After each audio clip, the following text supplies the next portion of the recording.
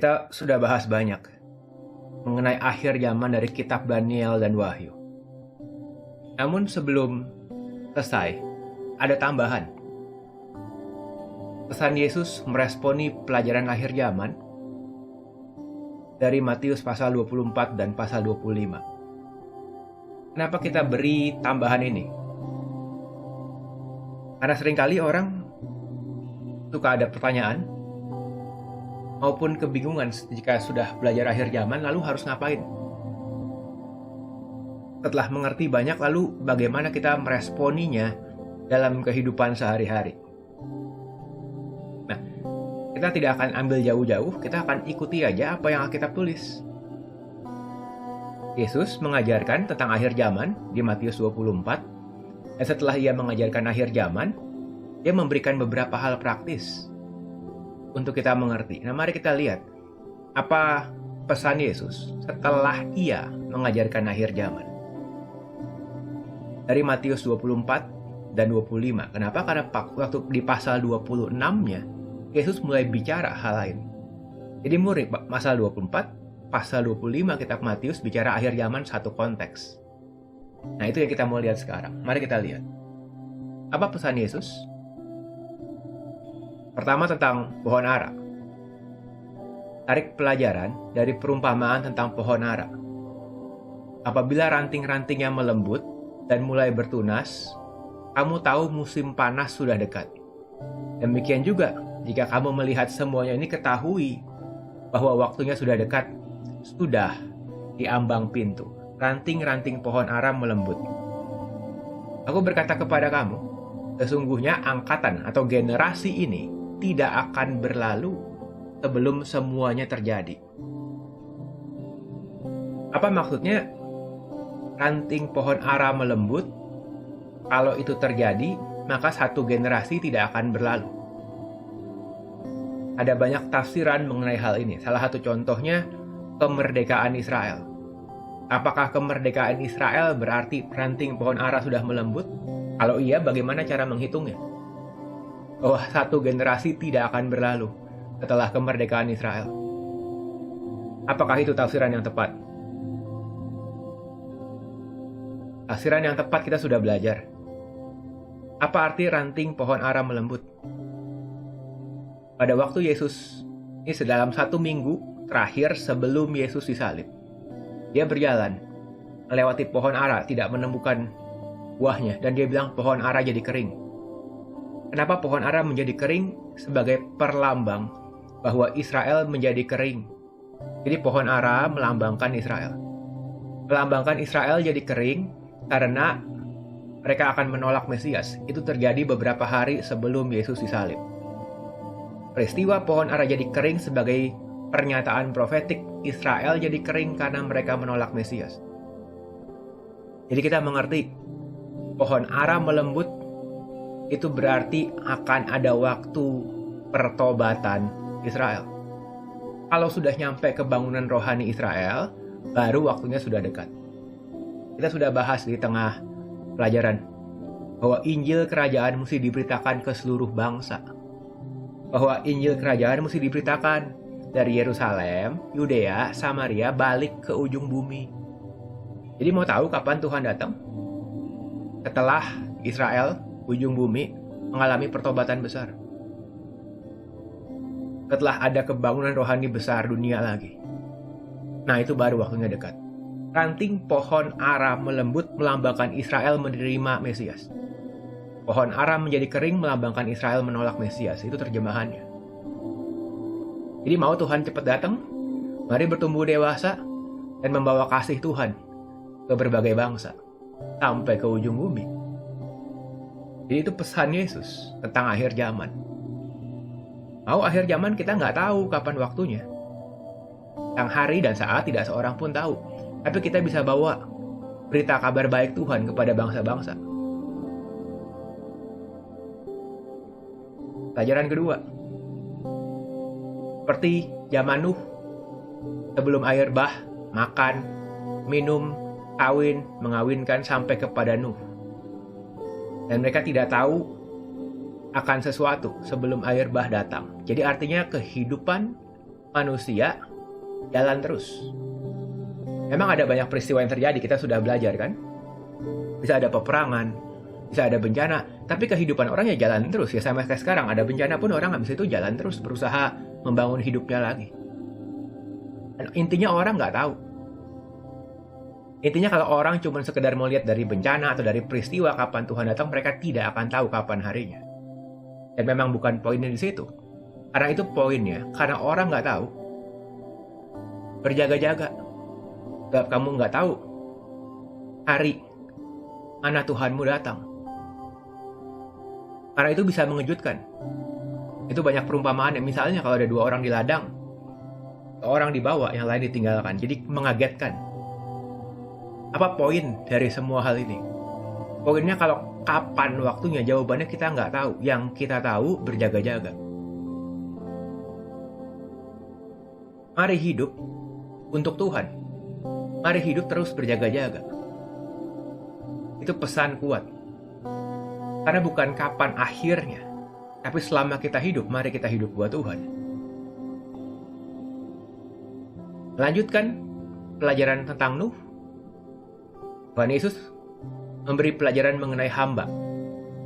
Tapi ketahuilah, jika tuan rumah tahu pada waktu mana malam pencuri akan datang, sudah pasti ia berjaga-jaga. Jadi ini bicara melanjutkan tema, kita perlu berjaga-jaga.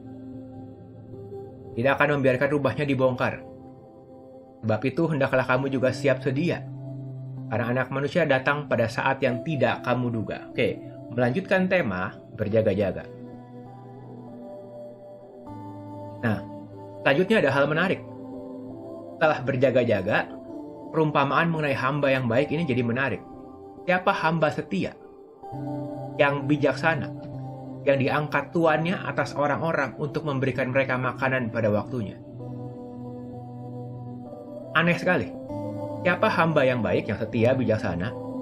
Bukan yang kalau dia hamba yang baik nanti akan dipercaya tanah lebih besar, pekerjaan lebih banyak, dapat berkat lebih besar, bukan?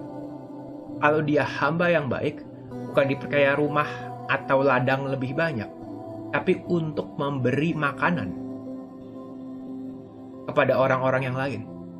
Jadi hamba yang baik apa? Akan memberi makan kepada orang yang lain. Hamba yang jahat?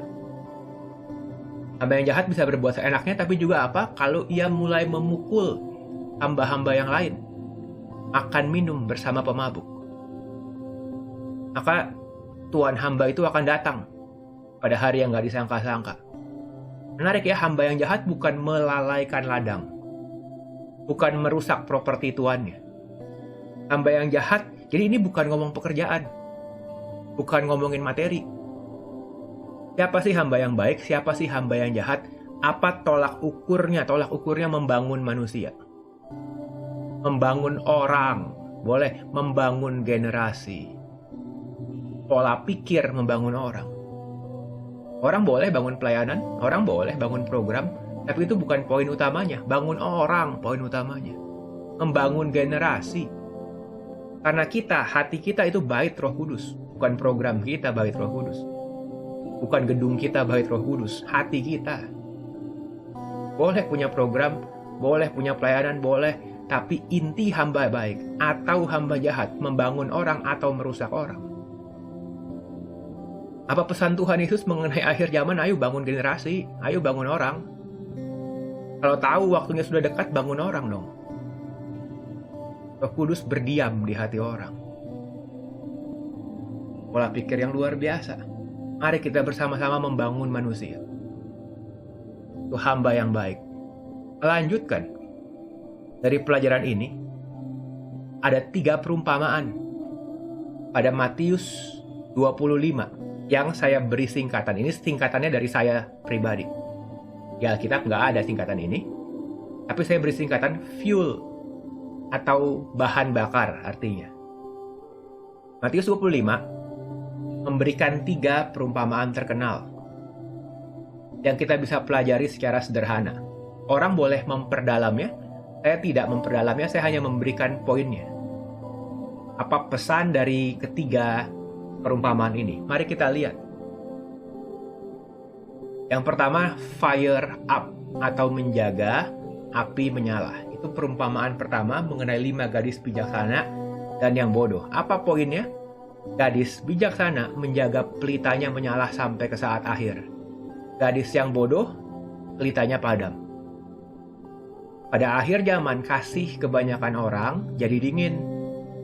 Tapi siapa yang bertahan sampai kesudahannya akan selamat. Ingat Matius 24. Dan Injil kerajaan akan diberitakan sampai ke ujung bumi jadi kesaksian bagi semua bangsa. Siapa yang membawa Injil sampai ke ujung bumi? Yang pelitanya tidak padam. Yang menjaga api menyala. Kalau hak kasihnya menjadi dingin, orangnya jadi tawar hati, yang nggak bisa bawa Injil dong. Jadi apa pesan Tuhan buat akhir zaman? Jaga api. Pribadi, komunitas, mari saling menjaga. Banyak orang kasihnya menjadi dingin. Mari kita saling menjaga api kita menyala di tengah perubahan zaman. Memang tantangan gak mudah, zaman berubah. Tapi umat yang mengenal Allahnya akan tetap kuat dan bertindak. Jaga api menyala. Kalau orang bilang akhir zaman genting, oh iya. Tapi jaga api menyala. Karena tetap Tuhan bertahta kok. Jangan takut. Hanya seringkali kita yang gampang kecewa duluan. Atau manusia yang tawar hati duluan. Jaga api menyala. Tahan yang kuat. Yang kedua, empower atau membangun manusia. Mengembangkan apa yang kita punya. Maupun mengembangkan orang lain. Apa yang talenta yang orang lain punya. Kita saling membantu. Mengembangkan talenta yang Tuhan kasih. Perumpamaan mengenai talenta. Ada hamba dapat talenta. Dan mari kerjakan talenta kita masing-masing. Pesan utamanya begini. Jangan sampai jadi hamba yang menyembunyikan satu talentanya. Itu aja. Gak apa-apa karena bukan saingan. Ini bukan persaingan kok. Tapi saling membangun. Jangan jadi orang yang tidak membangun. Yang menyembunyikan talentanya. Itu saja. Poin utamanya. Talenta itu adalah ukuran berat. Ada yang bilang talenta sama dengan 1.000 keping emas. Ada yang mengatakan begitu, boleh aja. Tapi talenta itu sebenarnya ukuran berat. Kurang lebih 33 kilo. Nah, bisa bayangin nggak? Kalau orang dapat 33 kilo emas sebagai modal usaha. Coba dikasih harga sekarang berapa? Kalau hitung biar gampang aja misalnya. Berapa? 1 juta per gramnya? 33 miliar. Orang dapat satu talenta pun berharga. Apa yang kita punya, walaupun katanya kita kecil katanya, nggak seperti orang lain yang berbakat. Yang saya punya sangat sederhana, itu sangat berharga. Poinnya itu. Jadi mari bangun diri sendiri, mari bangun orang lain. Dengan apa yang kita punya aja nggak apa-apa. Sekecil apapun, kalau itu dari Tuhan, itu sangat berharga. Kan sudah belajar akhir zaman, terus poinnya kemana? Poinnya mari membangun diri, mari melayani dengan hal-hal sederhana yang kita punya. Jadi ini panggilan buat seluruh tubuh Kristus atau teman-teman siapapun yang mendengarkan ini, saudara sekalian bisa aktif. Bisa percaya diri untuk melayani Tuhan walaupun sederhana. Karena bukan persaingan. Tapi kita sama-sama di dalam tubuh Kristus saling membangun. Yang ketiga, the least atau yang paling belakang, yang paling pojok, yang paling membutuhkan, yang lebih membutuhkan. Karena ini perumpamaan domba dan kambing. Siapa domba, siapa kambing? Domba yang berbuat baik kepada umat Tuhan. Kambing yang berbuat yang tidak menolong. Tuh, siapa yang menolong apa? Menolong orang yang paling hina, katanya. Orang yang paling membutuhkan. Yesus bilang kalau aku lapar, kalau aku haus, kalau butuh tumpangan, atau kalau sakit, atau kalau dalam penjara. Artinya cari pelayanan strategis. Cari pelayanan yang lebih membutuhkan. Sedih ya kalau lihat di lapangan, entah gereja, entah pelayanan malah berebut tempat pelayanan. Ada tempat yang susah diterobos, malah nggak ada yang mau melayani. Begitu sudah banyak terobosan, orang-orangnya sudah terbuka lah malah berbondong-bondong. Berbagai denominasi, yayasan, pelayanan datang. Malah akhirnya saingan. Jadi nggak strategis pelayanannya. Bukan ke tempat yang membutuhkan, tempat yang rame gitu. Kan ladang menguning pekerja sedikit, selalu ada ladang yang butuh digarap. Hanya nggak nyaman. Ladang baru kan nggak nyaman. Tapi kalau ada yang mau melakukan hal itu dia lakukan pasti buat Tuhan. Itu pelayanan akhir zaman, pelayanan yang membutuhkan, yang strategis kepada yang lebih membutuhkan. Gara-gara itu banyak terobosan terjadi. Karena itu Injil sampai ke ujung bumi. Kalau cuma nyari daerah aman, ya Injil nggak nyampe ke ujung bumi. Kan umat Tuhan menang. Karena darah anak domba, perkataan kesaksian, dan tidak menyayangkan nyawanya sampai kematian. Mana daerah yang lebih membutuhkan? Doakan, minta pimpinan Tuhan, dan mari melayani dengan lebih strategis lagi. Jadi ini pesan Yesus. Ini Yesus yang ngomong, meresponi pelajaran dia mengenai akhir zaman. Kalau mau diulang, yang tadi, bawa Injil sampai ke ujung bumi, berjaga-jaga, bangun orang. Nah ini sekarang menjaga api, menyala, mengembangkan talenta, termasuk mengembangkan manusia, dan melayani secara strategis. Mari kita ambil apa yang kita dapat gitu ya, dan mulai bertindak. Menjadi umat yang dewasa. Umat yang dewasa akan menyelesaikan rencana Tuhan. Itu fokusnya. Jadi jangan khawatir tentang akhir zaman. Kita sudah belajar bahwa inti akhir zaman adalah Tuhan bertahta. Haleluya.